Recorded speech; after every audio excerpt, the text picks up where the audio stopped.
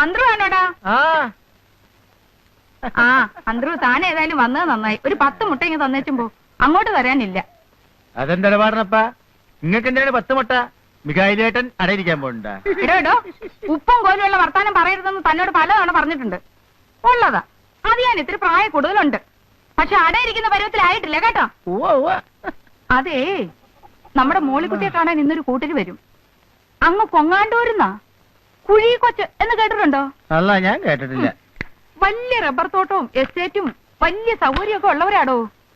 ഉച്ചയ്ക്ക് ചോറ് കൊടുക്കണേ. ആ ചാരപ്പടയുടെ പൊരുന്നതിന് എന്തായാലും മാറുകയില്ല. അപ്പൊ അതിനെ അങ്ങ് കൊന്ന് ഇറച്ചിക്കറിയും വെച്ച് മുട്ട പൊരിച്ചതും കൂടെ കൊടുക്കാമല്ലോ എന്നും കരുതിയ. താനൊരു 10 മുട്ട ഇങ്ങ് തന്നേച്ചും പോടോ. അടുത്ത ആഴ്ച തിരിച്ചു തരാവടോ. അല്ല, ചെറുക്കന്റെ പേരെന്താ? അങ്ങോട്ട് ഇറങ്ങിയിട്ടോ. അയ്യരാ, അത് കൊള്ളാം. ആ ജോയിക്കുട്ടിന്നോ ജോണിക്കുട്ടിന്നോ ഏതാണ്ടൊരു പൊരുത്തം കെട്ട കുട്ടിയാ.